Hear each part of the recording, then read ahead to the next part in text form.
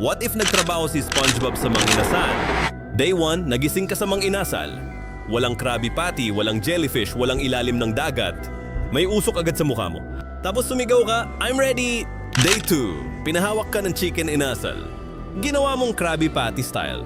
Nilagyan mo ng bubbles. Tumalsik yung oil. Yung customer na pa, ha? Tapos umorder ulit, confused pero sold. Day 3, bigla kang nag-only rice mode. Ikaw na mismo naglalagay. More rice, more rice, more rice. Paulit-ulit hanggang sa napuno mesa. Pati katabi na damay. Ikaw, proud ka pa.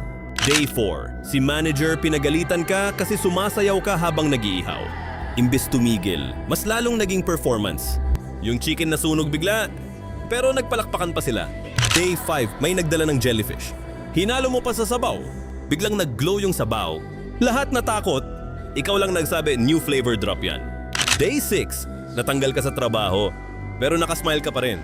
Habang palabas ka, may sumigaw, boss, balik ka! Kasi ikaw lang yung nagpa-only rice na walang tanong.